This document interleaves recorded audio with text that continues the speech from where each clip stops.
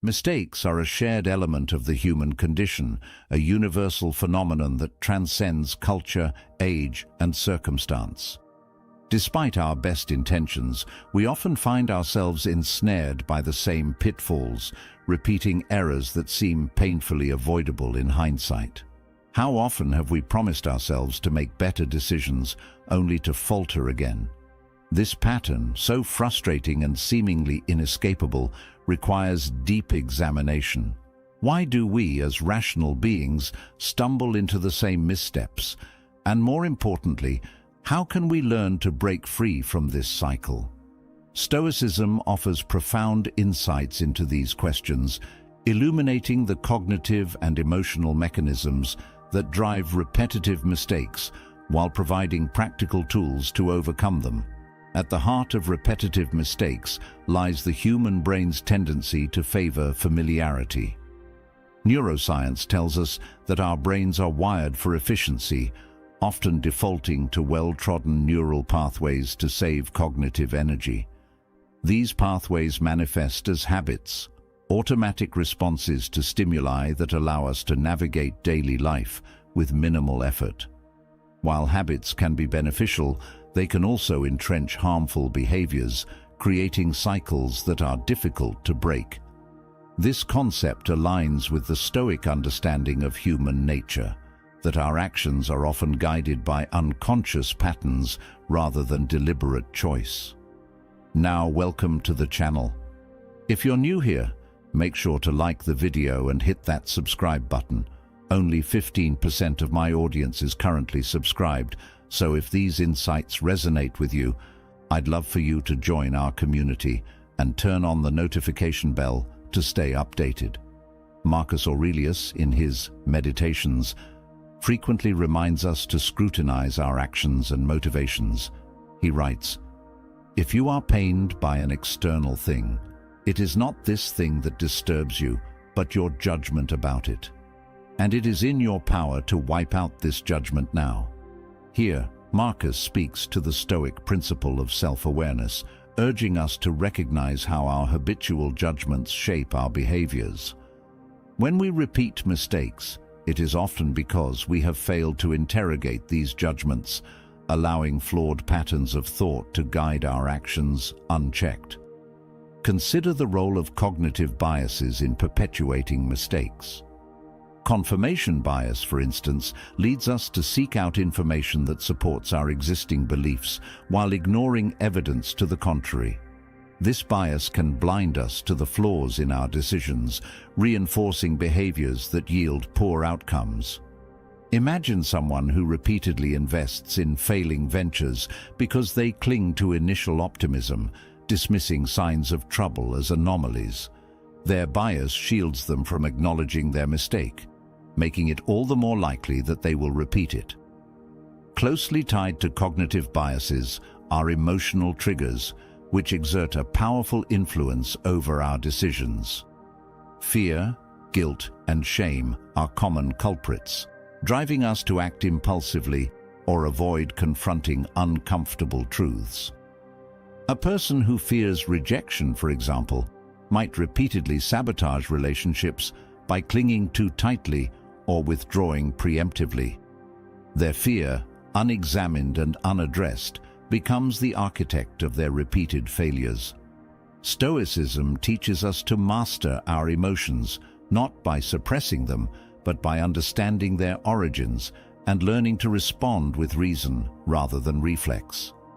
Epictetus offers a guiding principle for this emotional mastery. Men are disturbed not by things, but by the views which they take of them. In other words, our emotional reactions stem not from external events, but from our interpretations of those events. By examining and reframing these interpretations, we can break free from the grip of destructive emotions and the mistakes they engender. For the person paralyzed by fear of rejection, this might mean recognizing that rejection is not a reflection of their worth, but a natural part of human interaction. With this shift in perspective, they can approach relationships with greater balance and resilience. A lack of self-awareness further compounds the issue of repeated mistakes. When we fail to reflect on our actions, we miss the opportunity to learn from them. This neglect is often driven by discomfort. Confronting our errors forces us to acknowledge our fallibility, which can be painful. Yet, as the Stoics emphasize, discomfort is a necessary prelude to growth. Marcus Aurelius advises, "You have power over your mind, not outside events. Realize this, and you will find strength." By turning our attention inward, we can uncover the root causes of our mistakes and take the first steps toward change. One common barrier to self-awareness is the tendency to externalize blame. When faced with failure, it is tempting to attribute our setbacks to external circumstances or the actions of others. This externalization absolves us of responsibility, allowing us to avoid the introspection needed to correct our course. However, the Stoics reject this mindset, advocating instead for an internal locus of control. They remind us that while we cannot control external events, we can control our responses to them. By taking ownership of our actions, we empower ourselves to learn and improve. To illustrate, consider the case of a professional who repeatedly clashes with colleagues.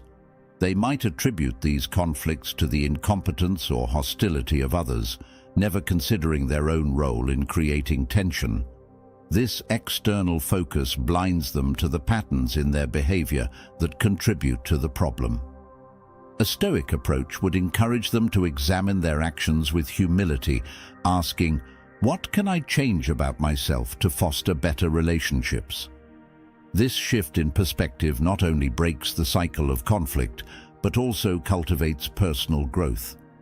Another critical factor in repeated mistakes is impatience.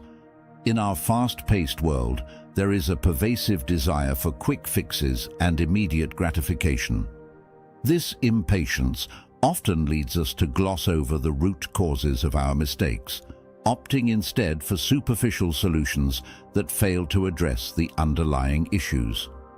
For instance, someone struggling with poor financial decisions might focus on increasing their income rather than addressing their spending habits. Without confronting the deeper problem, they are likely to repeat their mistakes regardless of how much money they earn. Stoicism offers a counterbalance to this impatience through the practice of deliberate reflection. The Stoics valued the process of nightly review, a practice in which they would evaluate the events of the day and their responses to them.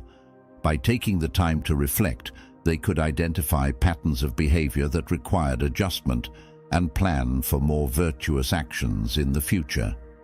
This practice, though simple, is profoundly effective in breaking cycles of error. It forces us to slow down, confront our choices, and commit to intentional improvement. Finally, the fear of change plays a significant role in the repetition of mistakes. Change, by its nature, involves uncertainty, and uncertainty can be deeply unsettling. Even when our current patterns of behavior are harmful, they are familiar, and familiarity offers a sense of security. This is why so many people remain stuck in cycles of self-sabotage.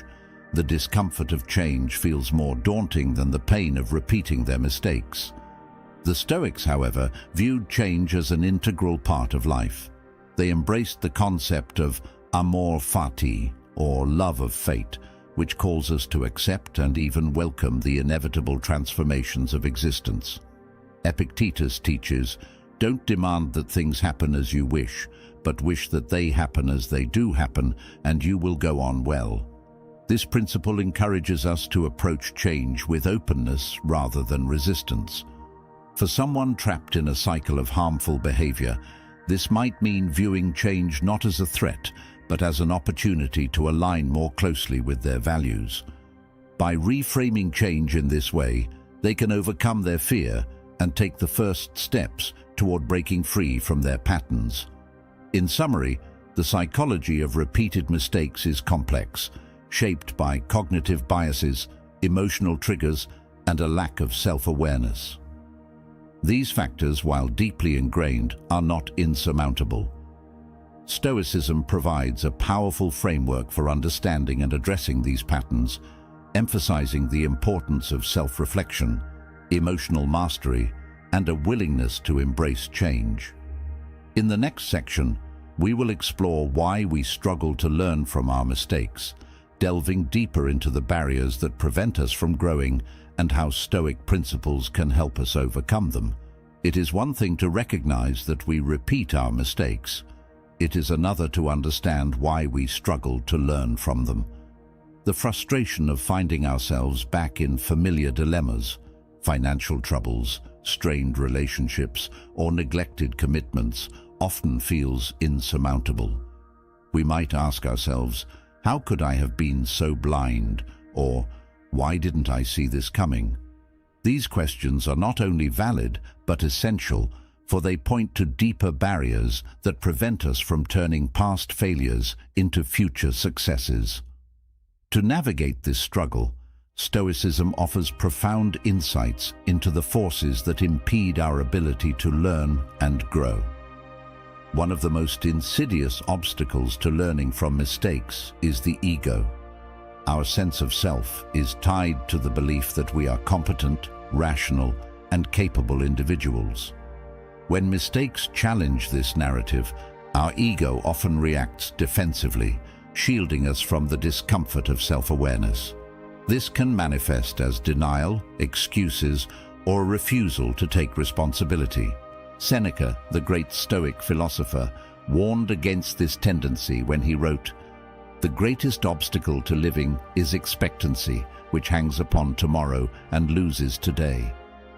By clinging to the illusion of our infallibility, we defer the hard work of confronting our errors, ensuring their repetition.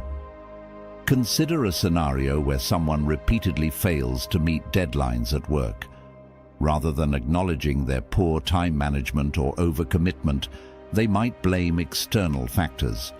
The instructions weren't clear, or I had too much on my plate. While these excuses may feel valid in the moment, they ultimately prevent the individual from addressing the root cause of their behavior. Stoicism teaches us to dissolve this ego-driven resistance by embracing humility. Epictetus reminds us, "It is impossible for a man to learn what he thinks he already knows." In admitting our ignorance, we open ourselves to growth. Another reason we struggle to learn from mistakes is our over-reliance on external factors. Human beings have a natural tendency to look outward for explanations, attributing successes and failures alike to circumstances beyond their control. This external locus of control can be comforting because it absolves us of responsibility. However, it is a deceptive comfort that keeps us trapped in cycles of error. The Stoics, in contrast, emphasize the importance of focusing on what lies within our control. They teach that while external events are unpredictable, our responses to them are always within our power. Take, for instance, the example of someone who repeatedly struggles with unhealthy eating habits. They might blame their busy schedule, the lack of healthy options, or even genetics for their behavior. While these factors are not irrelevant, they do not determine the individual's choices. A Stoic perspective would encourage them to shift their focus inward, asking, "What can I do to make better decisions within my circumstances?" This might involve preparing meals in advance, seeking accountability from a friend, or practicing mindful eating. By reclaiming agency over their actions, they create the conditions for lasting change. Impatience is another significant barrier to learning from mistakes. In our fast-paced world, we are often eager to move past failure, viewing it as a blemish to be erased rather than a lesson to be studied. This impatience leads us to seek quick fixes, superficial solutions that address symptoms rather than causes.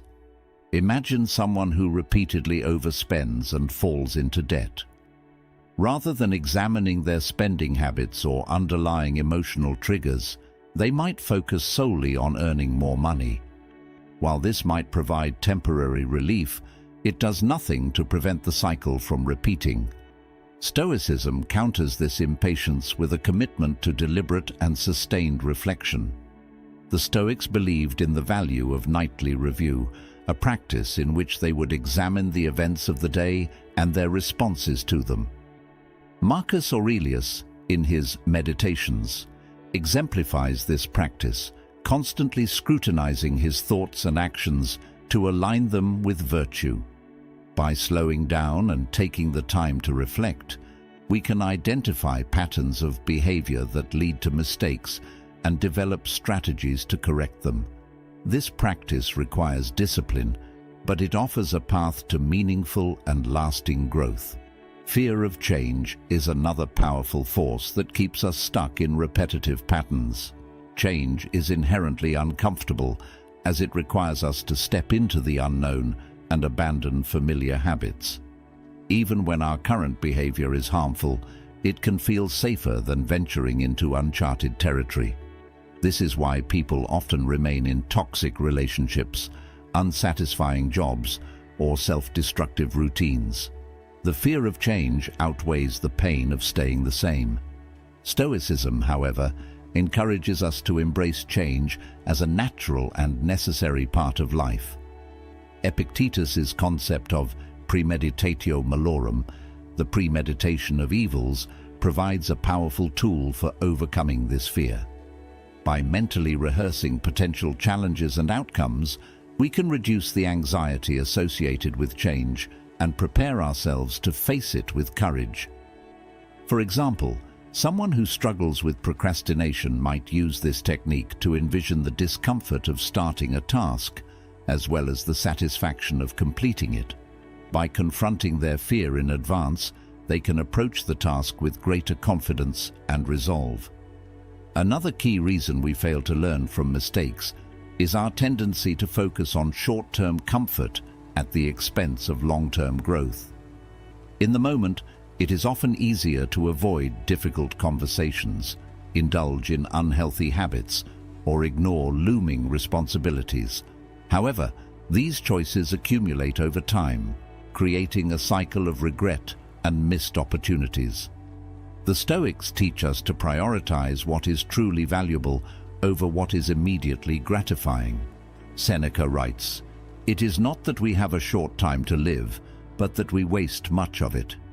By aligning our actions with our long-term values, we can break free from the patterns that hold us back. A common example of this short-term thinking is the person who repeatedly avoids conflict in their relationships. They might choose to stay silent when issues arise, fearing the discomfort of confrontation. While this avoidance provides temporary relief, it often leads to resentment and unresolved tension, perpetuating a cycle of strained communication. A Stoic approach would involve confronting the issue with honesty and courage, recognizing that the discomfort of the moment is a necessary step toward a healthier and more fulfilling relationship. Finally, our struggle to learn from mistakes is often compounded by a lack of meaningful reflection. In the rush of daily life, it is easy to move from one task to the next without pausing to consider the lessons embedded in our experiences. Reflection requires time, focus, and a willingness to confront uncomfortable truths, all of which can feel like luxuries in a busy world. However, the Stoics viewed reflection as essential to the pursuit of virtue. By carving out space for introspection, we can transform our mistakes into valuable lessons. The practice of journaling, advocated by Marcus Aurelius and other Stoic thinkers, is one of the most effective tools for reflection. Writing down our thoughts, experiences, and observations allows us to process them more deeply and identify recurring patterns. For example, someone who struggles with self-doubt might use a journal to track moments of insecurity and the thoughts that accompany them. Over time, this practice can reveal underlying beliefs and triggers, providing a foundation for change. Journaling also creates a record of progress, reminding us of how far we have come and reinforcing our commitment to growth. In conclusion, the barriers to learning from mistakes are numerous and deeply rooted in human nature. The ego, impatience, fear of change, and short-term thinking all conspire to keep us trapped in cycles of error. However, Stoicism offers a powerful antidote to these challenges.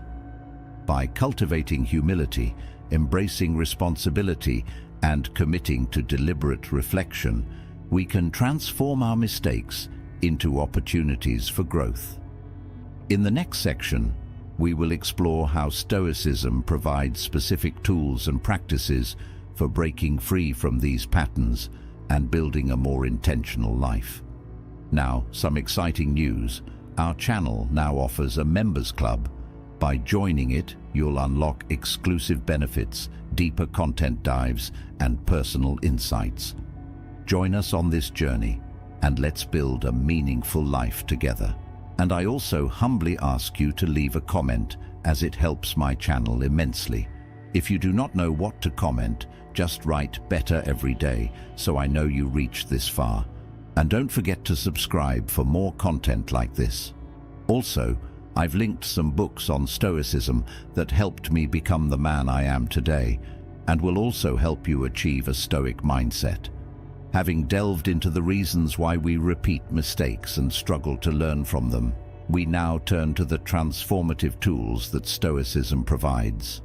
This ancient philosophy is not merely an intellectual exercise, but a practical guide for living. The Stoics offer a robust framework for understanding and addressing the patterns that keep us trapped in cycles of error. Through deliberate practices, they teach us how to navigate life with greater clarity, resilience, and purpose. One of the most powerful Stoic tools for breaking the cycle of mistakes is the practice of premeditatio malorum, or the premeditation of evils. This technique involves imagining potential obstacles and challenges before they occur, not to dwell on negativity, but to prepare ourselves emotionally and mentally. By envisioning worst-case scenarios, we can desensitize ourselves to fear and anxiety, making it easier to face difficulties with composure. For example, a person who frequently procrastinates might imagine the discomfort of starting a task alongside the satisfaction of completing it. By rehearsing these outcomes mentally, they reduce the emotional resistance to taking action. Seneca emphasizes the importance of this practice in his letters, advising, "The wise man looks to the past, the present, and the future. He is never caught unprepared." This mindset shifts our perspective from reactive to proactive, allowing us to approach challenges with a sense of agency. For someone who struggles with repeating financial mistakes, this might mean visualizing scenarios where they are tempted to overspend and rehearsing their response, choosing to delay gratification in favor of long-term stability. This exercise strengthens their resolve and equips them to navigate real-life temptations more effectively. Closely related to premeditatio malorum is the practice of reframing our perceptions. The Stoics believed that our suffering often stems not from external events, but from our interpretation of those events. Marcus Aurelius writes, "If you are distressed by anything external, the pain is not due to the thing itself, but to your estimate of it, and this you have the power to revoke at any moment." Reframing involves challenging our initial reactions and choosing to see situations through a more constructive lens. Consider someone who repeatedly experiences conflict at work. They might initially view these clashes as a sign of personal failure or as evidence that their colleagues are antagonistic. However, by reframing their perspective, they could see these conflicts as opportunities for growth, chances to practice patience, improve communication skills, or develop a deeper understanding of others. This shift in perception not only reduces the emotional toll of the situation, but also opens the door to more productive responses, breaking the cycle of recurring issues. Another essential Stoic practice is the cultivation of self-awareness through reflection. The Stoics placed great value on the ability to examine one's thoughts, emotions, and actions with honesty and clarity. This is epitomized in the nightly review, a ritual in which individuals evaluate their behavior over the course of the day. By asking questions such as, "What did I do well? Where did I falter? And how can I improve tomorrow?" they create a continuous feedback loop for personal growth. Epictetus advises, "Examine yourself. Observe the paths which you have followed and the ones which you ought to have followed, and then ask why they diverged." This practice fosters a deeper understanding of our patterns, enabling us to identify the triggers and assumptions that lead to repeated mistakes. For instance, a person who struggles with maintaining healthy relationships might use this time to reflect on their communication habits, noticing moments where they acted defensively or avoided vulnerability. By recognizing these patterns, they can begin to replace them with more constructive behaviors. Journaling is a particularly effective tool for this kind of reflection. Writing down our experiences and thoughts allows us to externalize them, making it easier to analyze and learn from them. For example, someone who struggles with self-doubt might use a journal to document instances where they felt inadequate, examining the thoughts and beliefs that contributed to these feelings. Over time, this practice can reveal underlying patterns and provide a foundation for cultivating greater self-confidence. Another cornerstone of Stoic practice is the concept of dichotomy of control. This principle teaches us to distinguish between what is within our control and what is not. The Stoics believed that our well-being depends on focusing our energy on what we can influence while accepting what lies beyond our reach. Epictetus famously states, "Some things are up to us, and some things are not."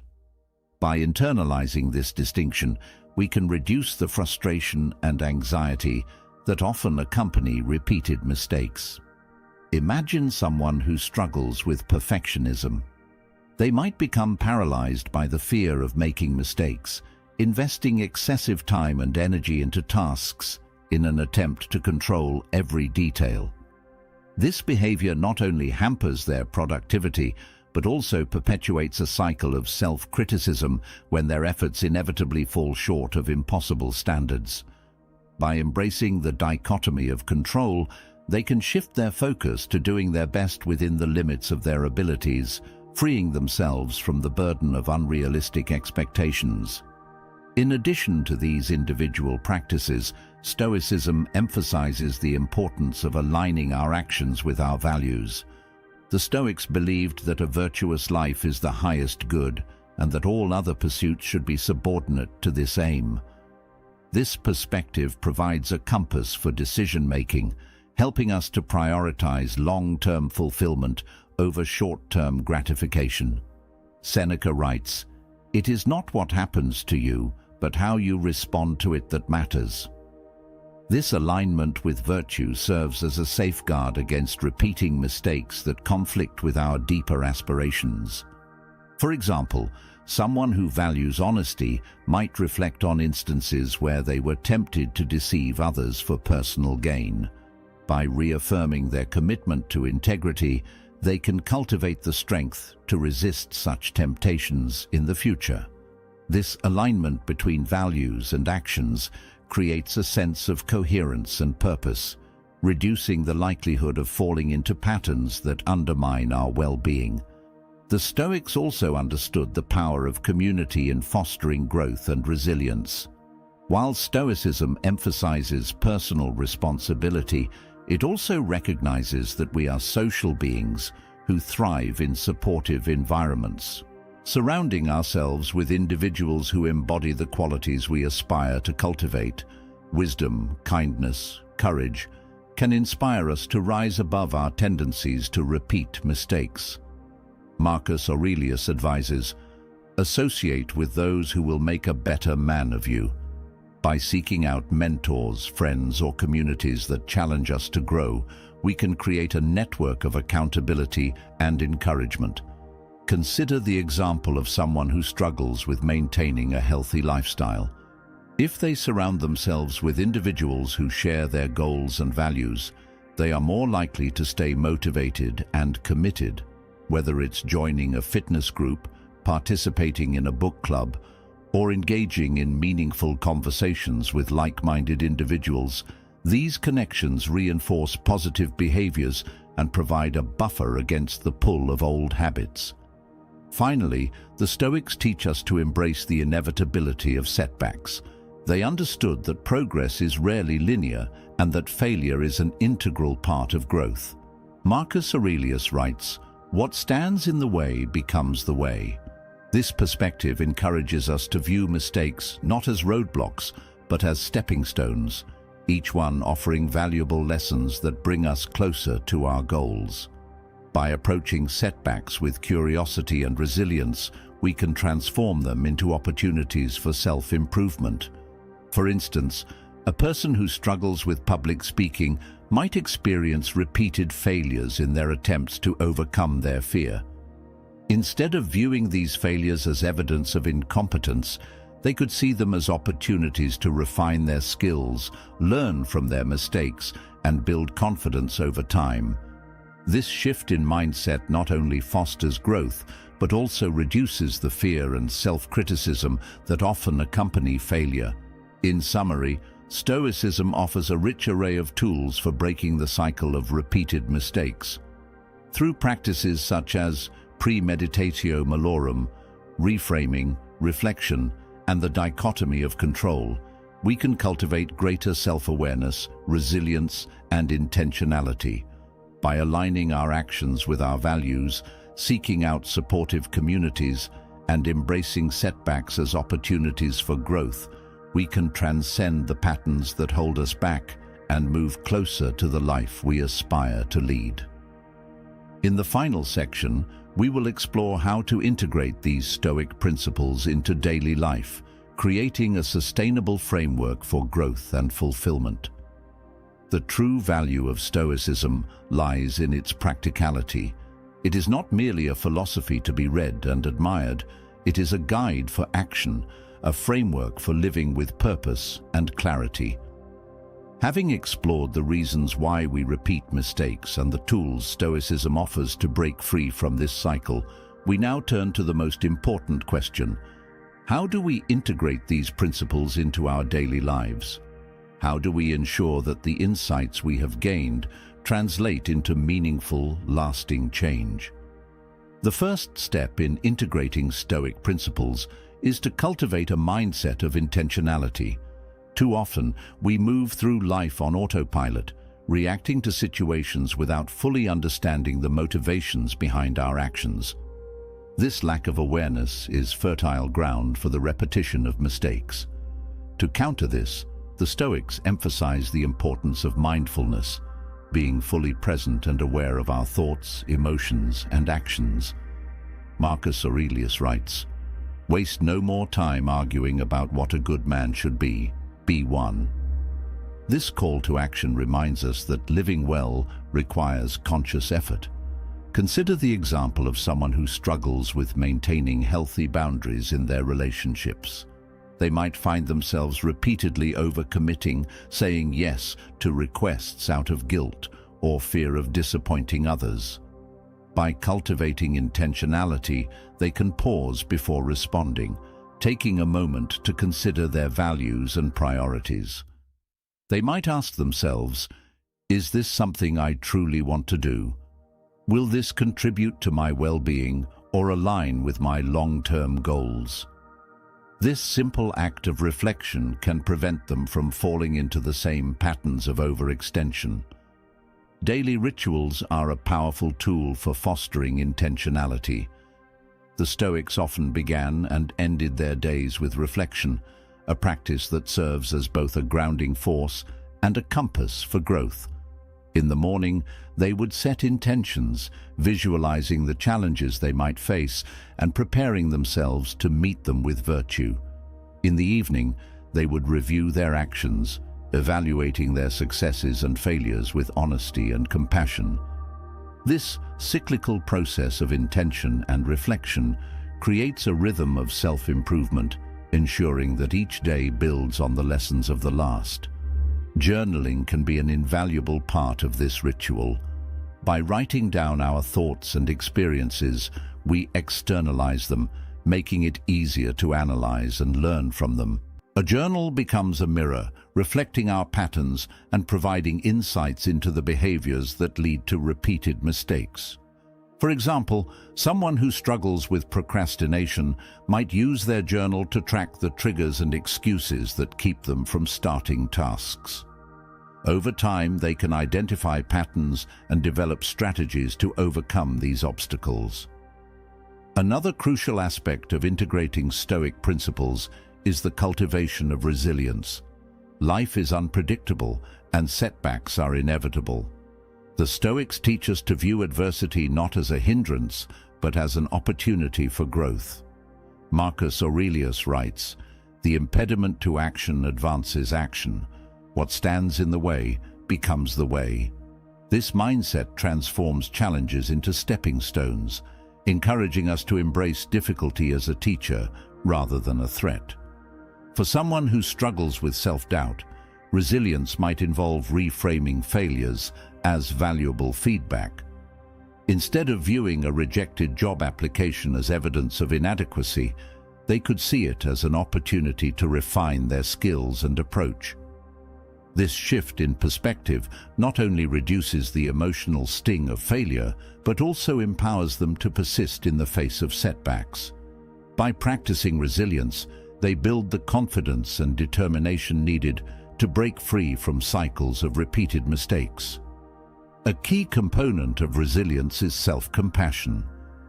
While the Stoics are often perceived as advocates of strict self-discipline, they also recognize the importance of kindness toward oneself. Seneca writes, "We suffer more often in imagination than in reality." This insight reminds us that much of our suffering comes from our own harsh judgments and expectations. By treating ourselves with the same compassion we would offer a friend, we create a supportive inner environment that fosters growth rather than fear. Self-compassion is particularly important when addressing deeply ingrained patterns of behavior. For instance, someone who struggles with anger might feel ashamed of their inability to control their temper. This shame can create a vicious cycle where their frustration with themselves only fuels further outbursts. A Stoic approach would involve acknowledging the emotion without judgment, observing its triggers, and committing to incremental improvement. By focusing on progress rather than perfection, they can gradually replace reactive habits with thoughtful responses. Community plays a vital role in the integration of Stoic principles. While personal responsibility is a cornerstone of Stoicism, the philosophy also emphasizes the interconnectedness of humanity. Marcus Aurelius reminds us, "We are made for cooperation, like feet, like hands, like eyelids, like the rows of the upper and lower teeth." By surrounding ourselves with individuals who embody wisdom, courage, and kindness, we create an environment that supports our growth. Imagine someone who struggles with impulsive spending. If they join a community of individuals committed to financial wellness, they gain not only practical advice, but also a sense of accountability and encouragement. These connections reinforce positive behaviors, making it easier to resist the temptations that lead to repeated mistakes. Whether it's participating in a support group, seeking mentorship, or simply engaging in meaningful conversations, community provides a powerful antidote to isolation and self-doubt.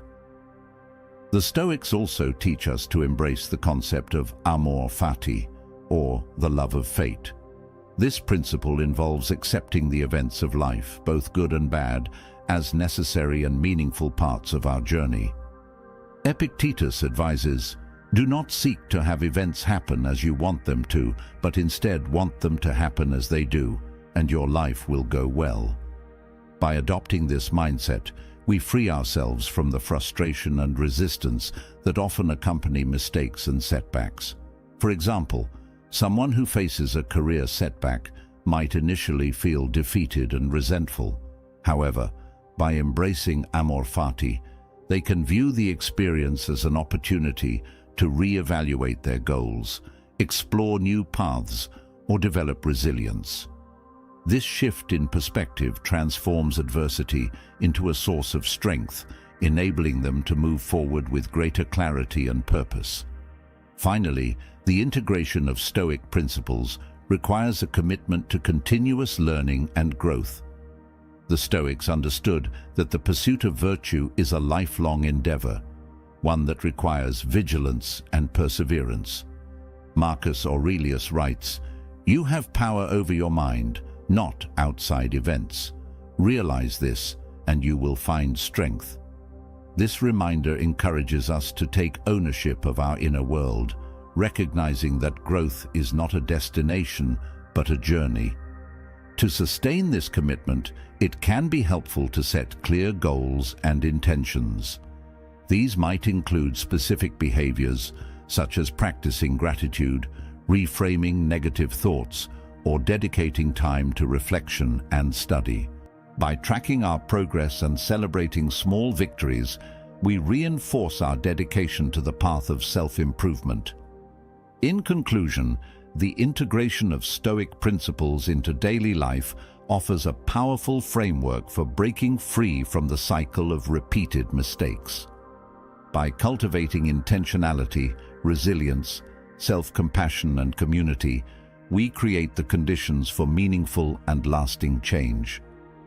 Through practices such as reflection, journaling, and the love of fate, we learn to navigate life's challenges with grace and purpose. Ultimately, Stoicism teaches us that our mistakes do not define us. Rather, they are opportunities to grow, to learn, and to become the best version of ourselves. With this philosophy as our guide, we can move forward with clarity, strength, and the confidence that we are capable of creating a life aligned with our highest values. I bid you a warm welcome, friend, and invite you to sit with me in a quiet space of reflection.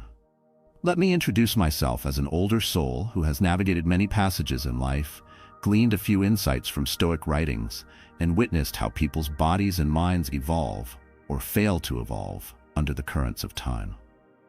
I do not claim any special authority, just a perspective shaped by Stoic reasoning and the ordinary observations of one who has paid attention. I'd like to share thoughts on a curious phenomenon, how certain individuals come to look younger than their chronological years might suggest.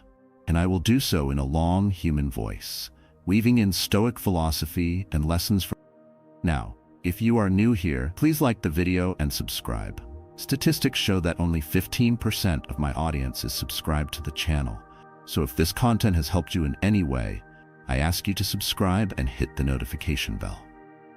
Let me begin by recalling a moment from my earlier adult life when I first encountered a man whose appearance defied the usual expectations. He was well into what most would call middle age, but he carried himself with an ease and vitality that made him appear a decade younger. His skin, though not immune to the lines of experience, seemed to glow with a certain life, and his posture exuded energy without manic tension. Some quietly asked if he had found a secret path to preserving youth. Over the months, as I observed him, I realized that his seeming agelessness stemmed not from fancy lotions or extreme diets, but from a set of habits, an attitude toward adversity, and a daily Stoic discipline that shaped his expression, his manner, and even how he handled stress. The external shell of youthfulness was, in essence, a byproduct of an internal alignment with reason and certain virtues. In Stoic philosophy, we often speak of living in accordance with nature, meaning we strive to align ourselves with reason and to accept what lies beyond our power. It might not be obvious at first glance that this approach can influence how one physically appears to others. Yet think about the tension lines on a face shaped by chronic anxiety, or the stooped posture of someone burdened by regrets or envy. Over years, these mental states can etch themselves into our features. By contrast, The Stoic approach to life, calm acceptance of what we cannot change, measured action in what we can, often yields a subtle serenity that touches our expressions, even how we carry ourselves in motion.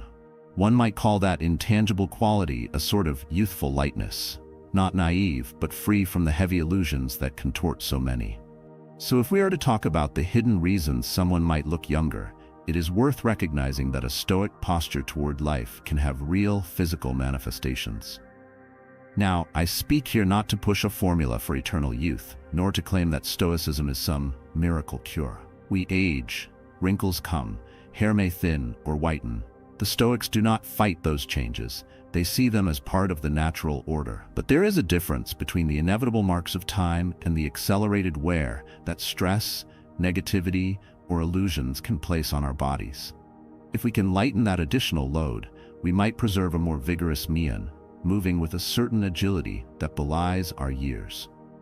Freed from illusions, a Stoic mind navigates daily friction without letting it deposit anxiety in every muscle. Freed from envy, we do not brood over others' fortunes, scowling at perceived injustices. Freed from regrets, we do not let old mistakes shape our posture in endless guilt. Freed from that negativity, our faces and bodies can remain more at ease. I suspect many do not realize that the Stoic approach to adversity also fosters better self-care, if approached wisely. One might see a Stoic's measured approach to diet or exercise as part of living rationally. You do not indulge in destructive binges because you understand that your body is the vessel of your actions, worthy of moderate respect. Conversely, you do not become fanatical about perfect health because Stoicism warns against extremes and illusions of total bodily control. You find a balanced regimen, ensuring daily movement, enough rest, decent nutrition, all while accepting that no regimen can guarantee immortality. That acceptance lifts a huge emotional burden. You do what you can for health, free from illusions of perpetual youth, thus ironically preserving a more youthful vigor than if you teeter between reckless neglect and frantic overcompensation. Freed from illusions, your day includes a mild physical discipline, consistent but not obsessive, letting your body remain functional and lively. Let me share a personal recollection. In my late 30s, I was working long hours, fueling myself on quick snacks and ignoring exercise. Over time, I noticed I felt older than I was, shoulders slumping, eyes dulled by chronic fatigue. A chance encounter with a Stoic text reminded me that my body was not simply a shell, but a resource I needed to maintain for moral duties. I decided to adopt a modest daily walk, a short stretching routine, and slightly more mindful eating.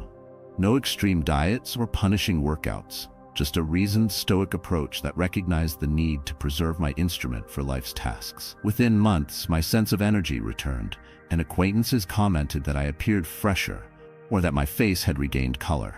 Freed from illusions of extremes, that small Stoic pivot helped me recenter physically and mentally, giving me a calmer presence that some labeled younger. I realized that the illusions of "I have no time for health" had quietly aged me, while Stoic discipline quietly reversed a portion of that downward slide. Moving on from that personal anecdote, let us consider how the Stoic stance on emotional reactivity can shape one's outer aura.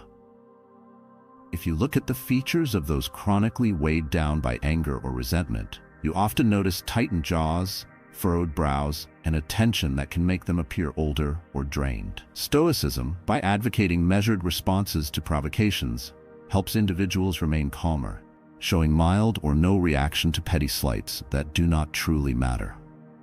Over time, that composure might translate into fewer permanent lines of vexation, a more relaxed expression, and perhaps a smoother brow than those forever scowling.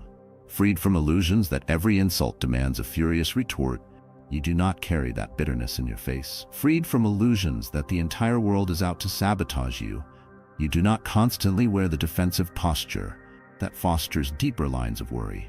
This is not magic, but the natural effect of mental states upon the body's resting expression. Consider a story from my circle. A friend named Claudia, who once was quick to anger, found her eyes always narrowing in irritability, her mouth set in a perpetual grimace. This gave her a harsher appearance, which some might call older or haggard. After reading Stoic texts, she began practicing daily reflection, noticing how many trivial matters triggered her. She experimented with the Stoic pause, counting a moment or two before reacting. Gradually, as she learned to let go of petty frustrations, her expression softened. People commented that she seemed more radiant, almost younger, as if a weight had lifted. Freed from illusions that every slight was personal or that she must correct every perceived offense, she spent her hours more peacefully, focusing on bigger aims or genuine joys. While she joked about Stoicism being her beauty regimen, there was truth in it. A calmer mind does reflect outwardly, a hidden reason some appear younger than their chronological years might imply. We must also acknowledge a dimension that might appear intangible: the role of purposeful engagement in preserving a youthful spirit. Stoics caution us not to drift passively, but to invest ourselves in moral or constructive pursuits, whether it be a craft, a community service, an intellectual journey, or a simpler daily routine that fosters a sense of meaning. People who remain engaged in such pursuits often exhibit an enthusiasm and spark that defy age. Freed from illusions that it's too late to learn or I'm too old to care, they keep exploring, keep refining, keep contributing. That mental and emotional engagement can reflect in a spark in the eyes, a lively posture, and an overall aura that observers interpret as youthfulness. Meanwhile, the cynic or the disillusioned might slump into inactivity, letting stagnation define them, which Stoics see as contrary to living in harmony with nature's call for reasoned action. Freed from illusions that their best days are behind them, Stoics might pick up a new hobby at 50 or delve into philosophy at 60, carrying that sense of curiosity that can lighten the face and posture. I recall an older neighbor who began learning a new language well into his 70s, purely out of interest in connecting with certain cultural texts. The delight he took in practicing phrases each morning gave him an almost childlike gleam, making him appear more youthful than some men decades younger who had resigned themselves to boredom. Let me also delve into how Stoic acceptance of life's flux can prevent the kind of worry that physically ages many. We see how some individuals, clinging to illusions of absolute certainty or control, crumble under stress when unpredictability arises. That stress can lead to restless nights, cortisol spikes, and the mirrored aging effects on face and body. Stoics, by acknowledging from the outset that the universe is not ours to command, that fortune can shift, remain braced not with tension, but with readiness. Freed from illusions, they prepare rationally where they can, but do not try to micromanage fate. Over the years, that yields a calmer baseline, fewer nights lost to frantic speculation, fewer lines etched by constant dread. Freed from illusions that we must solve every cosmic puzzle, Stoics glean a sense of proportion. If a crisis hits, they respond, but they do not exist in perpetual alarm mode. This equilibrium can preserve a certain freshness that others might interpret as looking younger, though truly it is the outward sign of a mind not perpetually battered by illusions of catastrophic expectation. I recall a coworker who practiced Stoic acceptance whenever corporate restructuring rumors swirled. Others stressed about every rumor, developing anxious habits that weighed on their features. He simply said, "I'll keep doing my best, remain open to new roles if needed." Freed from illusions that rumor chasing helped anything, he retained a calm that seemed to keep him more energetic, less fatigued by the same environment. A further factor is how Stoics handle triumph or success. Often, people who chase success fixate on it so intensely that once they achieve it, they either plunge into new anxieties about losing it or become inflated with pride. Both states, fear of loss or arrogant strain, can yield tension that physically burdens them.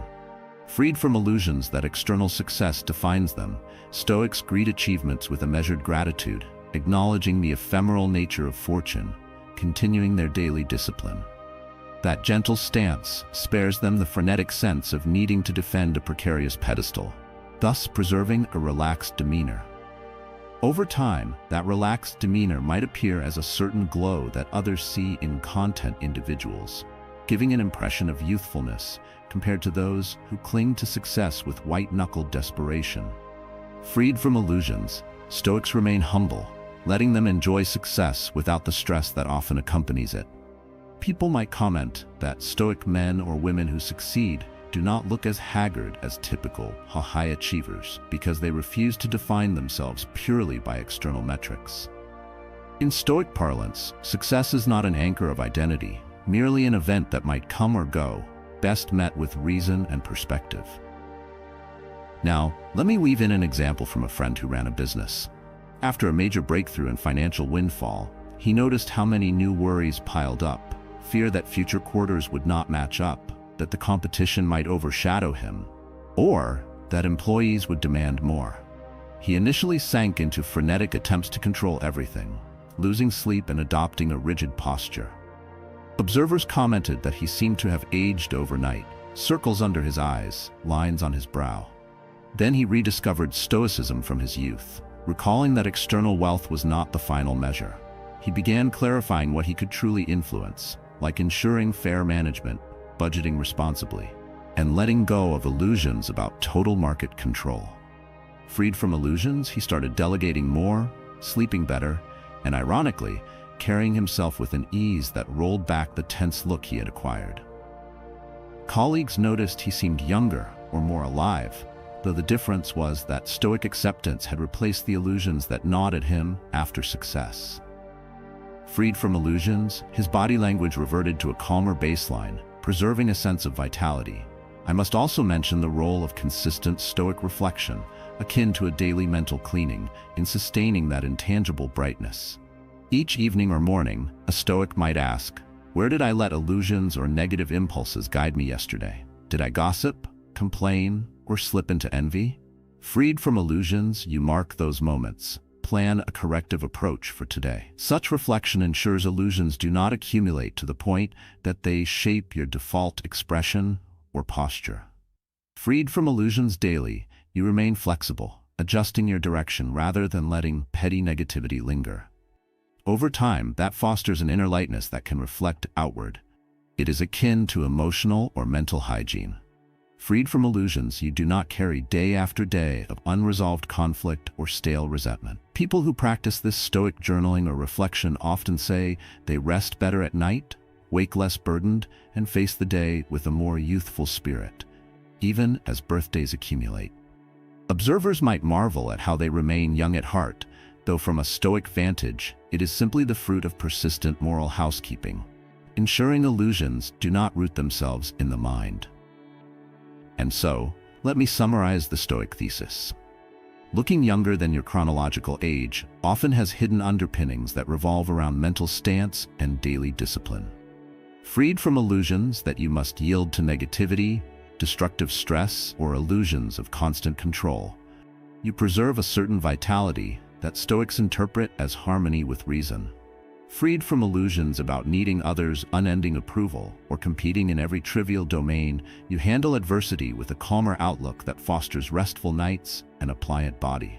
Freed from illusions, your posture, facial expressions, and lifestyle choices shift in subtle ways, conveying an aura of well-being.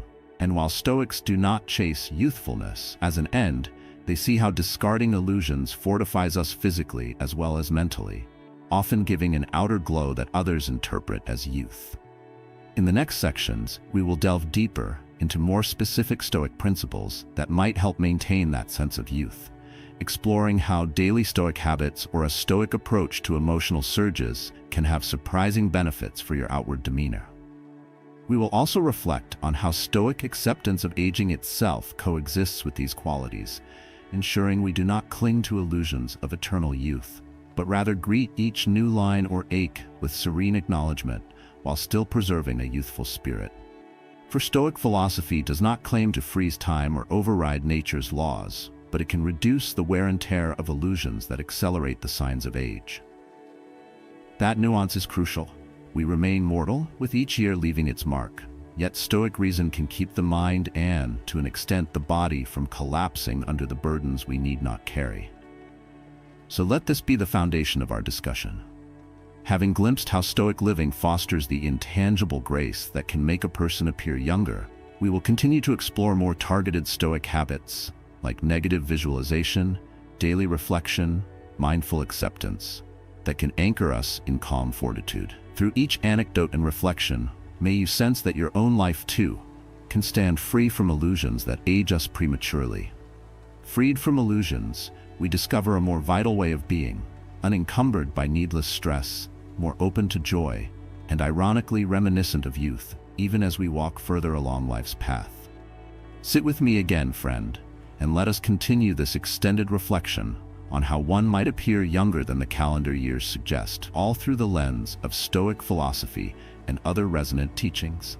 In the previous part, I spoke of a general perspective, how letting go of needless tensions, illusions, and fixations can yield a certain vitality that others perceive as youthfulness. Now, in this second segment, I wish to go deeper, sharing stories and examples to illuminate the specific mental practices, particularly those championed by the Stoics, that not only guard us against premature aging, but also nurture an internal grace that subtly radiates outward. I speak again as one who has watched time's footprints and realized that our mental posture can magnify or lessen the marks of age far more than we might suspect at first glance. Let me do this in a tone that hopefully remains personal and alive, resisting any mechanical listing of points so that you can sense the human dimension behind each idea. I recall a period in my 40s when I was introduced to the power of daily reflection, a practice championed by Marcus Aurelius, Seneca, and other Stoic figures. I had read about it for months, but never committed. One night, beset by anxieties about finances, drifting relationships, and the sense that the prime of youth was slipping away, I finally decided to try. Before bed, I lit a small lamp, took a notebook, and wrote for about 15 minutes about the day's events. I asked myself questions reminiscent of the Stoic approach. Which illusions did I cling to today? Did I let envy or resentment color my interactions? Did I waste mental energy on trifling disputes? Freed from illusions, I documented, in honest detail, a few moments where anger flared or discouragement weighed me down. Then I ended by clarifying in short phrases how I might handle a similar scenario tomorrow. That simple routine, repeated nightly, soon became a form of mental hygiene. Over weeks, I noticed how fewer frustrations lodged themselves in my mind overnight, letting me sleep more peacefully. And with better rest came a subtle improvement in my energy and appearance. I realized that Stoic daily reflection had done more than reduce stress.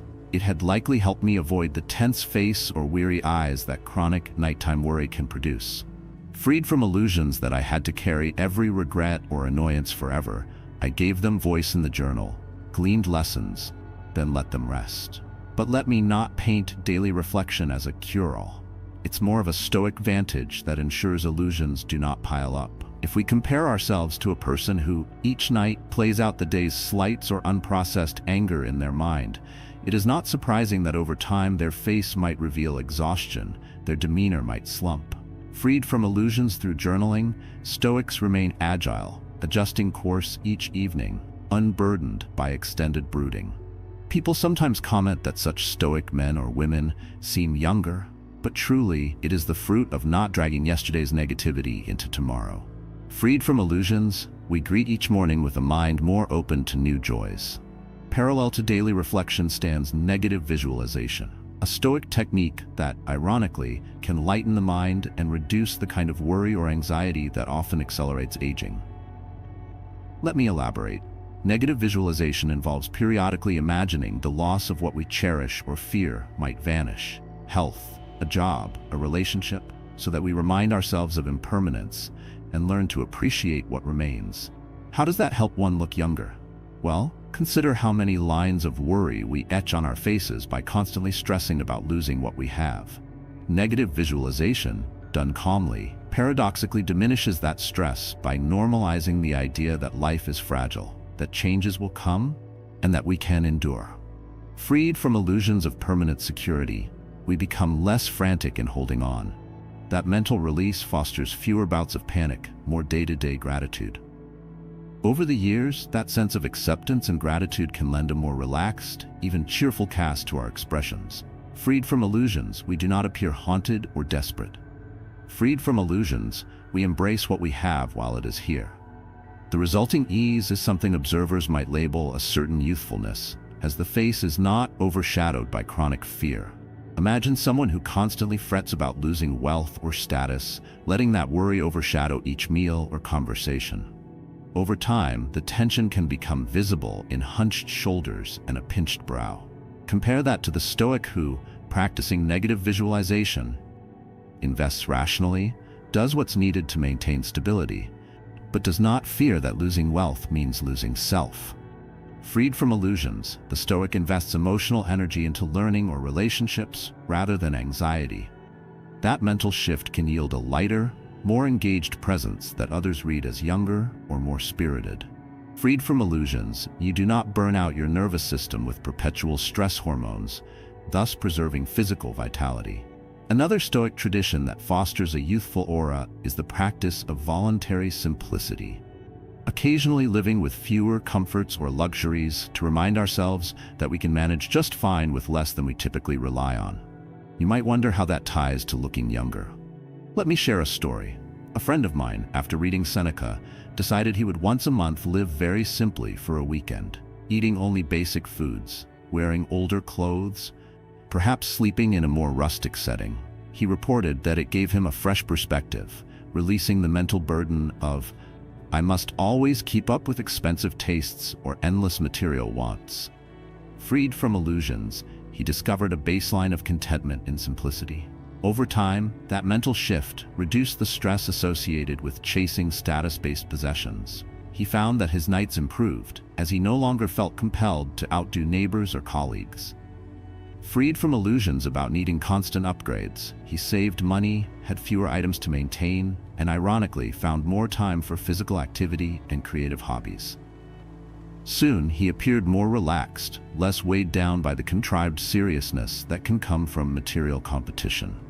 Observers might have said he seemed younger or more spry, but stoically, we'd see that it was the result of letting go illusions about possessions being crucial to identity. Freed from illusions, we lighten our environment and, by extension, the weight on our psyche. Let us pivot to the question of how Stoics handle interpersonal friction in a manner that wards off the aged look of chronic tension. One key Stoic habit is practicing the Stoic pause, breathing and taking a moment before responding to provocation. This guards against knee-jerk anger that leads to heated fights, emotional breakdowns, or ruminations that linger on the face as scowls or tightness. Freed from illusions that every conflict demands an immediate reaction, Stoics remain more composed, releasing anger before it seeps into their posture and expression. I recall seeing two men in a dispute. One launched insults, face reddening, voice raised. The other, adopting a Stoic posture, listened, paused, asked a clarifying question. He refused to hurl insults back. Over time, the tension deflated and the first man cooled. Later, people remarked that the Stoic man never let it show in his face, retaining an almost youthful calm. Freed from illusions that a raging confrontation is inevitable, he kept his mind and body unmarked by strain. Multiply that scenario across years of daily interactions, and you realize how Stoic restraint might literally shape a more composed aura, which can appear as younger or less careworn compared to those forever embroiled in emotional storms. Another subtle aspect is Stoic acceptance of aging itself. Paradoxical as it may sound, can lead to a younger impression. Many people, refusing to accept the natural progression of age, become frantic, buying extreme solutions, chasing illusions of eternal youth, feeling despair at each wrinkle. That frantic approach often amplifies stress, ironically giving them an air of desperation that can age them more. Freed from illusions about outsmarting time, Stoics approach aging as part of the cosmic order, focusing on maintaining reason, moral purpose, and healthy routines. If a new line on the face appears, Stoics greet it calmly as a sign of experience. Freed from illusions of halting the clock, they remain at peace, which can paradoxically keep them from the tension-driven aging that stems from resisting the inevitable. This acceptance, ironically, can preserve a certain gentle glow. People see no flustered fear or self-consciousness about birthdays. Instead, they see a calm readiness that ages gracefully, reflecting dignity that some read as youthfulness in spirit. Freed from illusions, Stoics do not hide their years. They simply carry them lightly. Let me illustrate with a personal anecdote. I once was invited to a reunion. Many old acquaintances fussed anxiously. "Do I look older than the rest? Shall I dye my hair or get quick fixes? Freed from illusions, I decided to go as I was, only ensuring a neat presentation. I reminded myself that while I might appear older in certain ways, my stoic posture, my calm spirit, would hopefully show through. Indeed, at the gathering, I noticed some who came with forced youthfulness, overly chasing a youthful aesthetic, yet emanating stress. Meanwhile, freed from illusions, I felt surprisingly relaxed. At least a few people commented that I seemed unchanged or younger in demeanor, though physically I carried the normal signs of age. I realized that acceptance, ironically, had made me appear at ease, while others, contorting themselves with the illusions of halting time, seemed more rattled. Freed from illusions, I discovered that stoic calm can lend a dynamic presence that outshines the superficial markers of age. We can also see how stoic-laced humility fosters a certain childlike openness, which in turn can read as youthfulness. Humility in stoic terms is about acknowledging how much we do not know, how the pursuit of wisdom is endless. People who remain open to learning new things, listening genuinely to fresh voices, or adopting new hobbies never become stale. Freed from illusions that, I already know enough, they keep exploring. That endless willingness to explore can animate the eyes, lighten the face, making them appear more vibrant than those who gave up on learning. Freed from illusions, Stoics realize that the cosmos is vast, and each day might present an opportunity to glean insights from a younger generation, a different culture, or a new field of study. Over decades, that approach yields a nimble mind, often translating to a more lively expression as well. Observers might remark, "You still have such curiosity," as if it is a sign of youth.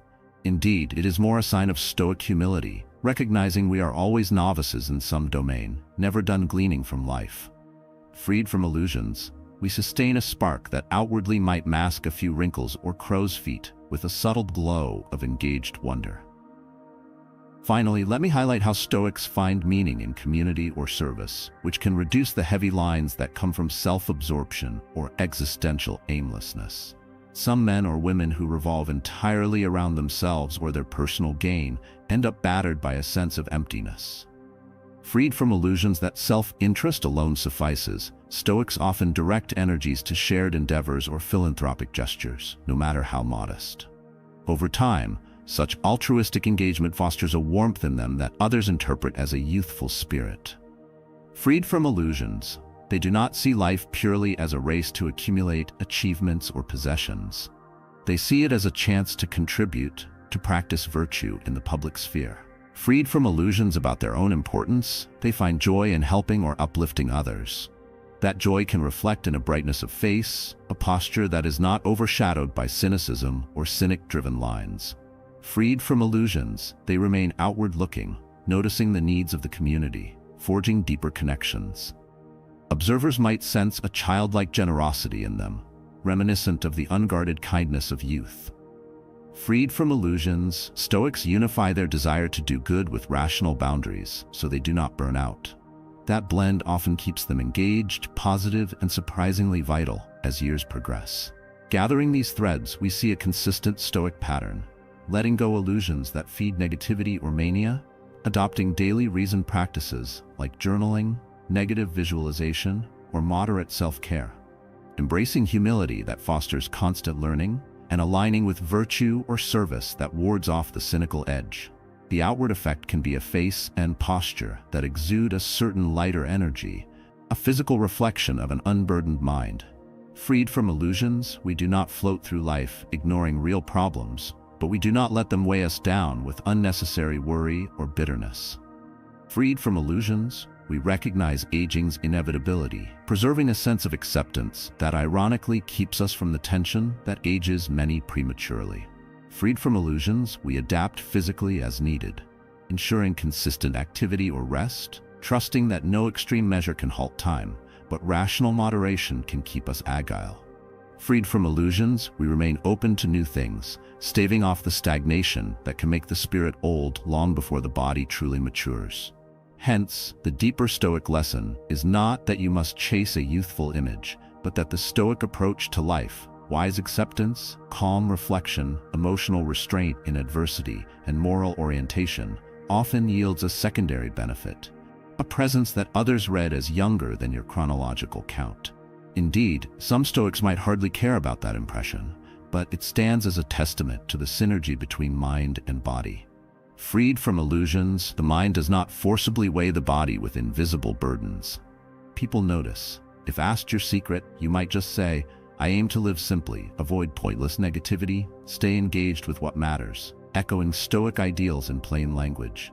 Freed from illusions, you do not claim supernatural methods or magic potions. You speak of discipline, reflection, reason, acceptance, common sense, but rarely practiced in a world that worships speed, drama, and illusions. In the next segments, we will expand on these Stoic practices more concretely, offering further personal stories or explorations of how Stoics handle advanced challenges, like severe health shifts or unexpected tragedies, in ways that preserve this intangible youthfulness of spirit. For the Stoic approach does not guarantee a life free of heartbreak. It ensures heartbreak does not carve itself too deeply into our expressions or posture, for illusions do not compound the sorrow. Freed from illusions, we face heartbreak with honest sorrow, but not with the spiraling negativity that might age us beyond our years. If that resonates, I invite you to keep reading.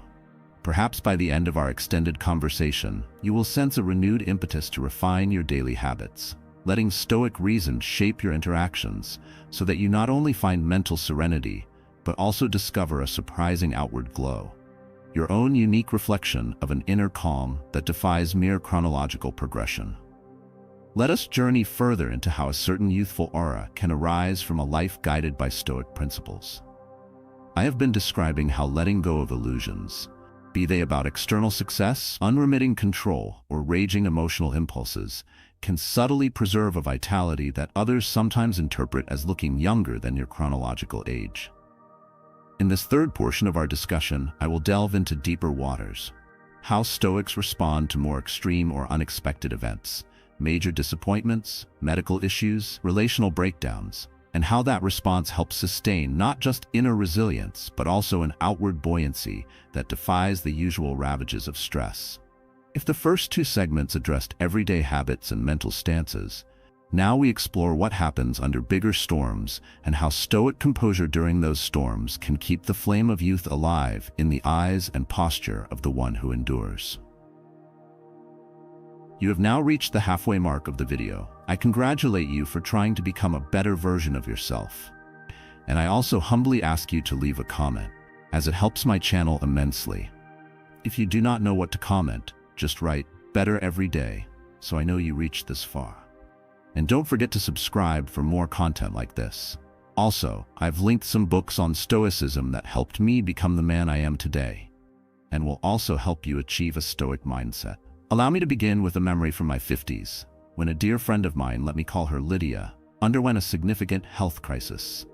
She had always been a vital presence, carrying a Stoic inclination, though she never labeled it such. One day, she was diagnosed with a serious but treatable condition. The treatments would be lengthy, draining. People around her expected the illness to wear her down, not just physically, but emotionally. And indeed, the physical toll did appear in certain ways. She lost some weight, her hair thinned. Yet what struck us all was how Lydia's demeanor, her essence, retained a spark. She moved more slowly, yes, but she still radiated a calm acceptance that kept her face and eyes from sinking into despair. Freed from illusions that she could guarantee immediate recovery, she allowed the healing process to unfold, focusing on the daily tasks she could control: medication schedules, mild walks, a nutritious but moderate diet. Meanwhile, she refused to feed self-pity or the illusions that her illness made her worthless.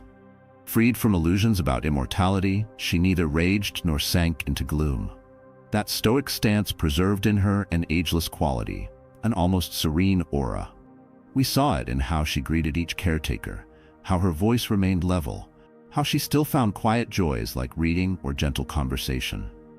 Though physically battered, her face kept a certain luminosity that belied the ordeal. After some months, she emerged from treatment.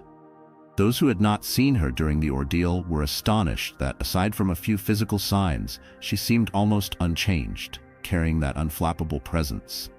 Freed from illusions, Lydia had prevented the mental meltdown that can leave deeper lines of anguish, than the disease itself.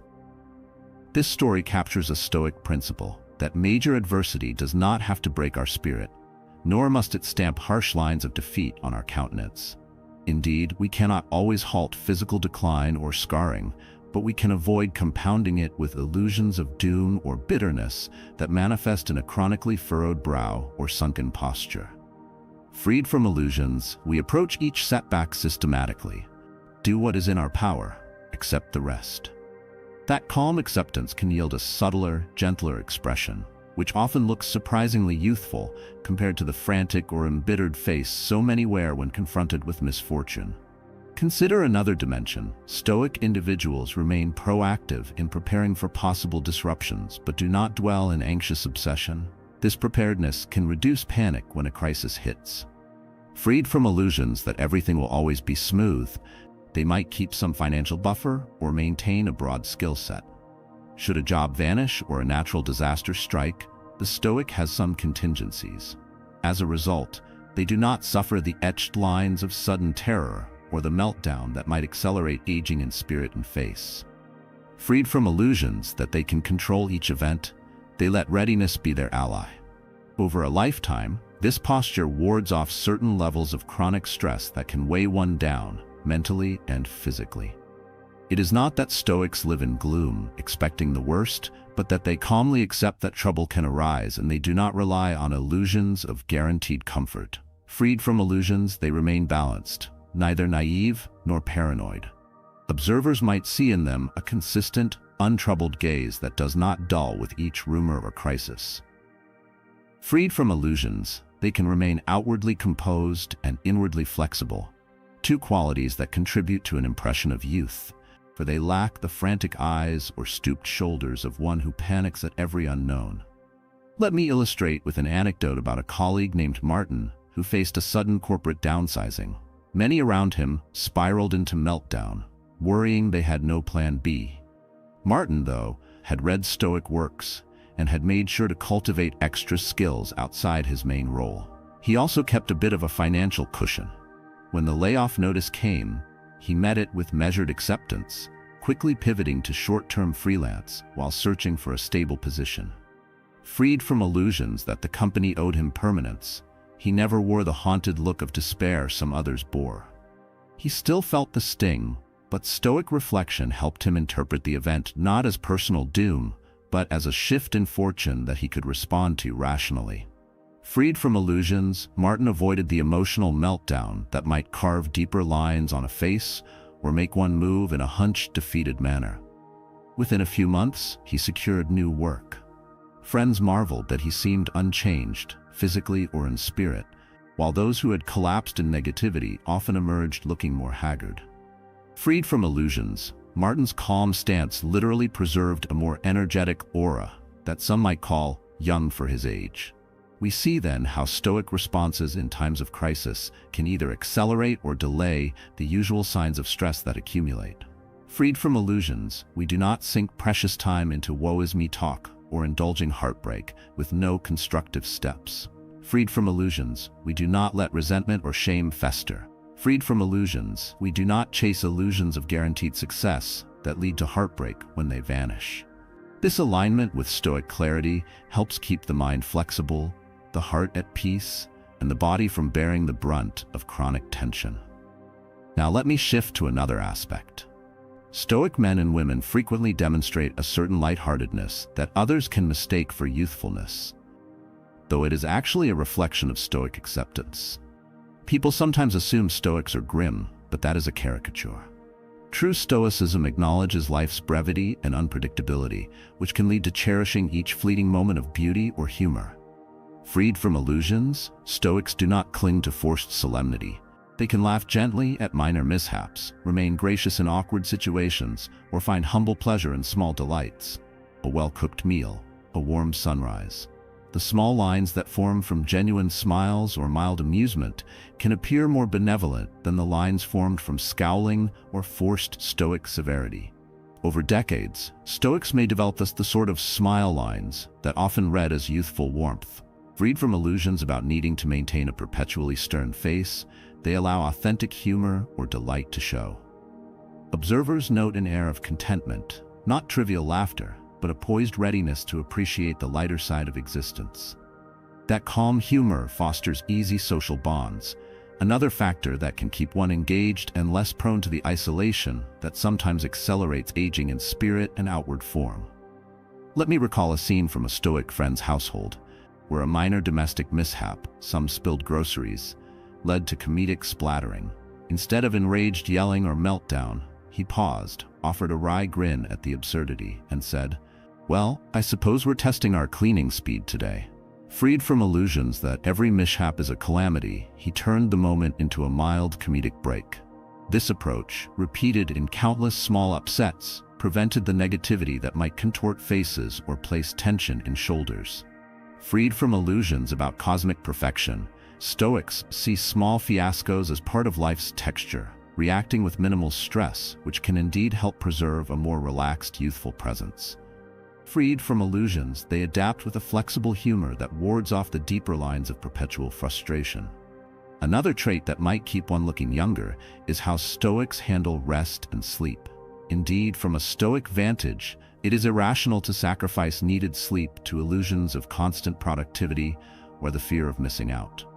Freed from illusions that you must stay up half the night scrolling or proving your busyness, you accept that the mind and body demand rest to function properly.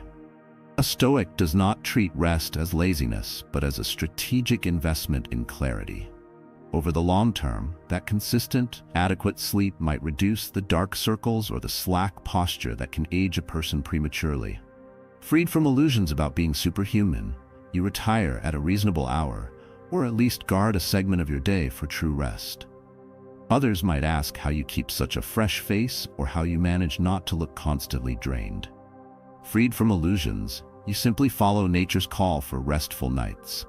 This small Stoic discipline, repeated daily, fosters both mental calm and outward glow.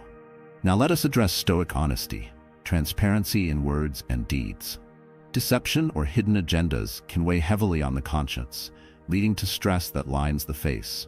Freed from illusions, Stoics realize that manipulative cunning may yield short-term advantage, but fosters an inner tension that eventually surfaces in posture or expression. By living with honest straightforwardness, Stoics avoid the mental clutter of remembering half-truths or fearing exposure.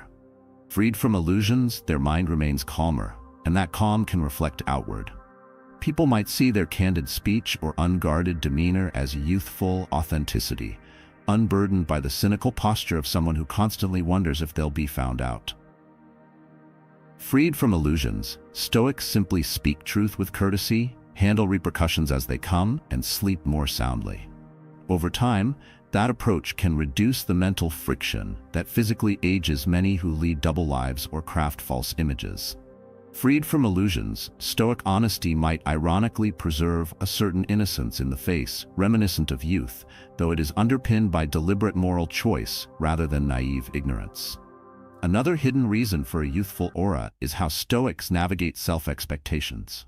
If you place unrealistic demands on yourself, believing you must be perfect at everything, never err, never let anyone down, you often spiral into anxiety or guilt that physically weighs on your appearance. Freed from illusions of perfection, Stoics accept human limitations, acknowledging that errors or partial successes are part of growth. That acceptance saves mental energy, prevents the constant scolding of oneself that can carve anxious lines on the brow. Freed from illusions, Stoics set reasoned goals, do their best, adapt if they fall short, and move on. Over a lifetime, that reduces the swirl of self-flagellation that might otherwise accelerate the wearing out of body and mind.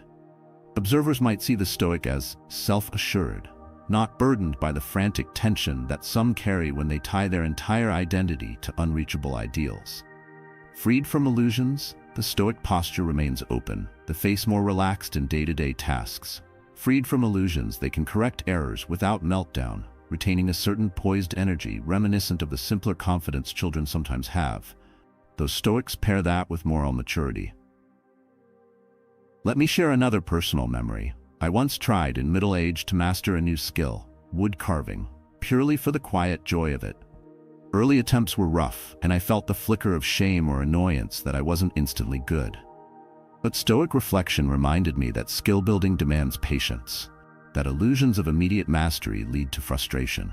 Freed from illusions, I embraced the slow learning curve. Over months, I improved modestly, but more importantly, I let the process remain tranquil, untainted the stress of unrealistic demands. That mental calm during practice gave me an odd sense of childlike wonder, which might have radiated outward. Freed from illusions, I discovered that my face at the workbench was often relaxed, even quietly smiling, according to those who observed. Possibly this contributed to me appearing more lively or younger in those moments, all thanks to Stoic acceptance that it is fine to be a beginner, fine to stumble. Freed from illusions, the tension lines of forced achievement never formed, replaced by the gentle lines of curiosity and mild contentment. Finally, let me mention that Stoics see community and moral contributions as integral to a life well lived. Engaging in acts of kindness or collective betterment not only fosters spiritual growth, but it also can lighten the soul in a way that shows physically. Freed from illusions that your existence is purely self-centered, you find purpose in supporting neighbors, volunteering, or mentoring someone who can benefit from your knowledge. This purposeful outward focus often dissolves the petty concerns that age us faster. Freed from illusions, we do not revolve entirely around ourselves, thus escaping the vacuum of constant self-analysis that can lead to negativity. Freed from illusions, we direct energies outward, forming bonds, receiving the intangible warmth that comes from altruism. Over years, that intangible warmth can color your face with genuine compassion, rather than the drawn look of someone locked in self-absorption. Freed from illusions, you maintain an open posture that welcomes new interactions, possibly reminiscent of youth's readiness for camaraderie. Freed from illusions about cynicism or despair, you radiate a quiet optimism that defies calendar years, an optimism grounded in Stoic principle, not naive cheer. People might interpret that optimism as a sign that you remain youthful at heart. Thus, across these Stoic-laced narratives, dealing with adversity, daily reflection, acceptance of aging, moderate living, calm emotional regulation, humility in learning, moral synergy, and altruistic engagement, we see a tapestry of hidden reasons some appear younger than their actual age. They are hidden because the casual observer might think, "Oh, that person must have good genes or advanced skincare." Yet Stoic reflection shows that deeper forces are at play. Illusions can age us, while freedom from illusions can preserve a measure of vitality. Freed from illusions about controlling every outcome or clinging to external validations, we reduce the weight on mind and heart. Freed from illusions, we adopt simpler, more consistent care for our body and spirit. Freed from illusions, we foster a lightness that can ironically keep lines of worry from dominating our features. Freed from illusions, we become resilient, not burying anguish, but processing it calmly, thereby sparing ourselves the bitterness that often shows up in an older, hardened visage. In concluding this part, let me reiterate that Stoicism does not fixate on physical youth as an ultimate good.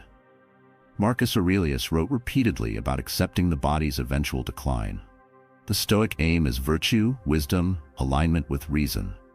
Yet as a secondary effect, that alignment can spare us from the accelerated aging that illusions often inflict. Freed from illusions, we remain in better harmony with nature's flow, acknowledging each day's potential joys and trials without letting them overshadow our spirit. The outward appearance is simply a reflection of that inward composure. Freed from illusions, we do not dread each new birthday, nor do we cling to fleeting vanities. Instead, we greet time with a sense of proportion, knowing we can refine our character even as hair grays or lines form. Paradoxically, that acceptance exudes a youthful freshness many find surprising. Freed from illusions, we keep a lively curiosity, a measured discipline, and a moral integrity that together form the intangible hallmark of a Stoic life. Often read by others as a certain youth of soul, no matter the number of years lived. If you have found yourself resonating with these reflections, I invite you to continue, for we will soon speak of the final unification, how daily Stoic habits, good physical routines, and acceptance of life's unpredictability can converge to produce that subtle yet profound effect, a countenance that remains spirited well beyond the thresholds many assume. Freed from illusions, we step into each phase of life with a quiet grace, bridging the wisdom of experience with the brightness of an unburdened heart. Settle back in, my friend, and let us bring our narrative to its conclusion, a weaving together of all we have discussed regarding those 7 hidden reasons why you look younger than your age, as viewed through a Stoic lens. In our earlier segments, we explored how everyday attitudes, emotional composure, acceptance of adversity, balanced self-care, humility in learning, moral clarity, and moderate engagement with life's joys all contribute to a certain vitality. We saw that this vitality can be perceived by others as youthfulness, but from a Stoic standpoint, it is more fundamentally about preserving mental clarity and moral alignment. Now, in this final part, I wish to shape these elements into a cohesive tapestry, offering a broader vision of how to sustain these qualities day to day, and how to handle the inevitable illusions that threaten to creep in. Perhaps by doing so, you will walk away with a deeper sense of how Stoicism can quietly grant an aura of freshness well beyond the numerical measure of your years. Let me begin with a story drawn from my later experience. I encountered a gentleman, call him James, who embodied the Stoic approach, though he might never have named it so. He was firmly into what many would call retirement age, yet possessed a posture and liveliness that defied assumptions. People half his age found it puzzling that he could maintain such vigor. On closer observation, I saw that he consistently practiced what one could call Stoic habits. Each morning he woke early to do mild stretches, then spent half an hour reading or reflecting on some moral or philosophical text. He had no illusions that frantic workouts or forced positivity would keep him forever young. Rather, he embraced moderate discipline, a balanced diet, no extremes, consistent hours of sleep. Freed from illusions about conquering age, he calmly accepted that certain limitations came with time, but he made the most of what remained in his domain. Regular walks, engaging with local community tasks, tutoring younger folks in a skill he had honed. Freed from illusions that he must prove himself better than younger men, he carried no chip on his shoulder. Freed from illusions that he was worthless due to his years, he exuded a quiet self-assurance. The resulting aura was a face marked by lines but lit by an inner peace. A gait that, though not as swift as in youth, remained steady and poised. In Stoic parlance, he had shaped his mind to flow with nature's changes rather than combat them through illusions. And that acceptance, ironically, preserved a spirit as lively as one might find in a younger person. Reflecting on James's example, we see that Stoicism is not about halting the biological clock, but about removing the additional burdens that can accelerate aging in mind and body. Freed from illusions, we do an illusion for each new gray hair or line, so we do not adopt a posture of frantic denial that leads to chronic stress. Freed from illusions, we invest daily in mild but consistent self-care, so we do not allow inertia or despair to let our bodies crumble prematurely. Freed from illusions, we do not let petty resentments or regrets carve deep lines of bitterness into our expressions. Instead, we keep short accounts with negativity, either solving the issue if we can or releasing it if we cannot. Freed from illusions, we greet successes and setbacks with equanimity, sparing ourselves the roller coaster that can overshadow our features. In summation, Stoicism fosters an approach to living that, over the decades, often yields a gentler aging trajectory, which outwardly can appear as if we are younger than we actually are. One might wonder, what if I have already spent years in negative habits, complaint, envy, or chaotic living, and see the toll in my face or posture? Is it too late to adopt these Stoic lessons? The Stoic answer is that each moment is a fresh chance to refine how we respond. Freed from illusions about irredeemable mistakes, we do not sink into fatalism, but see that the future remains partially within our domain. Perhaps we cannot erase all lines formed by past tension, but we can halt further damage or even soften our demeanor gradually. Freed from illusions that the Stoic path must be undertaken from youth, we begin where we are. We apply daily reflection to note illusions and illusions-based negativity that still cling to us. We practice negative visualization in small doses, so we come to appreciate what remains. Freed from illusions about the shortness of life, we resolve to fill the coming years with Stoic calm rather than illusions-based unrest. Over time, we might sense an intangible shift in the reflection we see in a mirror. The eyes calmer, the brow less clenched, the posture less weighed by invisible burdens. Observers might not pinpoint the reason, but they notice a less haggard look, as if we somehow rolled back stress. Freed from illusions, we do not hype it as miraculous, but let it stand as evidence that the mind's stance can shape the body's expression. Let me dwell on the Stoic principle of adapting to each new season of life, because this principle counters the illusions of either clinging to youth or succumbing to the stereotypes of old age. At each stage, Stoics ask, what is in my control here, and what is not? How can I act with reason and virtue, given my changing circumstances? Freed from illusions, we do not whine that we no longer have the athletic vigor of our 20s. We find new forms of exercise or hobbies suitable to our present capacity, maintaining a toned mind and a moderately fit body. Freed from illusions about needing to appear exactly as we did decades earlier, we accept the natural signs of experience while preventing undue stress from illusions. Freed from illusions about being too old to learn, we continue to explore intellectual or cultural avenues, keeping the spark that so often reads as youthfulness. Freed from illusions about being irrelevant, we remain involved in social or community roles that bring moral satisfaction. Over the years, that approach can lead to an environment of continuous engagement, one where the body is not left to atrophy under the gloom of, "It's all behind me." Observers might see that zest for life as unusual for someone of advanced age, attributing it to good genes.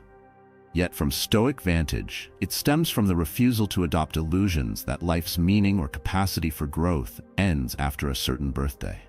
Freed from illusions, we keep discovering new ways to be vital. We can also see how Stoic living fosters balance in emotions that might otherwise erode health. For instance, anger, if indulged often, can lead to high blood pressure, chronic tension, and a hardened expression that saps the face's vibrancy. Stoics repeatedly instruct us to rein in anger by remembering that we cannot control others' misdeeds, only our own reasoned response. Freed from illusions that we must punish every slight or correct every ignorance, we let many minor irritations pass. Over time, that practice saves us from frequent surges of stress hormones that might accelerate aging. Freed from illusions, we approach conflict with calm speech, focusing on solutions or clarity, not raging out of pride. Freed from illusions, we let go quickly when a matter is small or beyond remedy. Observers might label us patient, easy to talk to, or mature beyond your years, which can ironically give a youthful warmth to the face, fewer lines etched by fury. Freed from illusions, we might still stand firm on key moral principles, but even then, we do so without flaring temper, preserving an even countenance that some interpret as the composure of youth rather than the grimness of an embittered adult. Another factor is how Stoics handle victories or blessings. People often self-sabotage by letting success bring complacency or reckless indulgence, leading to decline. Freed from illusions, Stoics see success as fleeting, a chance to keep refining. Freed from illusions that they have arrived, they do not adopt the lazy posture of someone who feels they can now lounge without discipline. They maintain moderate routines, ensuring they do not physically or mentally degrade from complacency. Freed from illusions about indefinite fortune, they remain prudent, storing resources for times of need, thus avoiding the shock that can age one rapidly if fortune turns. Freed from illusions about being unstoppable, they keep humility, which fosters a stable emotional baseline, avoiding the inflated sense of power that can lead to destructive habits or arrogance. Over decades, that steadiness spares them from the sudden crash that others face when success recedes. Freed from illusions, they carry an unassailable calm, which again can appear outwardly as a youthful consistency, not battered by huge emotional highs or lows. Freed from illusions, they remain active and engaged, rather than sinking into a slothful comfort, thereby retaining the mental and physical liveliness often associated with younger folks. Let me share a final anecdote. A neighbor who, upon selling his small company, came into a good sum. People expected him to adopt a lavish lifestyle or brag incessantly. Instead, in Stoic fashion, he quietly established a modest home improvement, invested some in local philanthropic efforts, and pursued a personal interest in history studies. Freed from illusions that wealth guaranteed eternal ease, he placed his funds in balanced ways, but did not let them control him. Freed from illusions of greatness, he remained approachable and humble. Freed from illusions that leisure meant sloth, he used his freer schedule to maintain a healthy routine. Walks in the park, volunteering at a local reading program, exploring historical texts in the evenings. Observers remarked that he seemed younger by the month, not older, as though he discovered a second youth in his new freedom. Freed from illusions, he simply aligned with reason, moral synergy, and moderate living. Freed from illusions, he avoided the frantic expansions or indulgent parties that might have drained him physically and mentally. In Stoic terms, he was continuing his rational discipline despite the shift in external fortune, which helped him remain calm, physically vibrant, and mentally agile. As we approach the close of our script, let me remind you that none of this implies Stoics are impervious to aging or immune to sorrow. Wrinkles will come, hair may lighten, certain tasks become more demanding. Stoicism does not claim to defy nature's cycles. Rather, it shows how illusions, the illusions of total control, illusions of forcing others to comply, illusions that envy or complaint solve anything, illusions that success or youth can be forever, crush the spirit and accelerate the visible signs of wear. Freed from illusions, we greet each day with acceptance, focusing on what is rationally ours to shape and letting go of what is not. Freed from illusions, we adopt mild but consistent self-care, moderate emotional expression, an open mind to new learning, and a readiness to adapt to changes. Over the months and years, that approach yields a calmer presence, a posture unburdened by the baggage many carry. The body, to an extent, reflects that calmness in how we stand, move, smile, or rest. Freed from illusions, we remain less battered by negativity, which others might interpret as looking younger. Now, I will tie these threads into practical suggestions for daily routine, an integrated Stoic approach that fosters this intangible youthfulness. Each morning, upon rising, you might take a moment to reflect on the Stoic partition of control. What events lie beyond me today? What lies within my power to act upon? Freed from illusions, you center yourself on the tasks or moral choices you truly can handle, releasing dread about uncertain bigger events. Then, if feasible, engage in a short exercise or mindful walk that respects your body's current condition, upholding Stoic moderation in health. Freed from illusions that either overindulgence or frantic extremes are needed, you find a simple discipline that keeps circulation flowing, posture upright. Proceeding into the day, remain alert for illusions of envy, complaint, or forced arguments. When you sense them, recall that Stoic reason suggests you either address the matter calmly or let it pass. Freed from illusions, you do not let petty negativity overshadow your hours. If adversity arises, you handle it methodically, not fueling panic. Freed from illusions that meltdown helps, you keep your voice level, your mind clear. By evening, you set aside a brief Stoic reflection, scanning how illusions might have seeped in. Freed from illusions, you note them, vow to refine tomorrow, and rest well without carrying unresolved bitterness.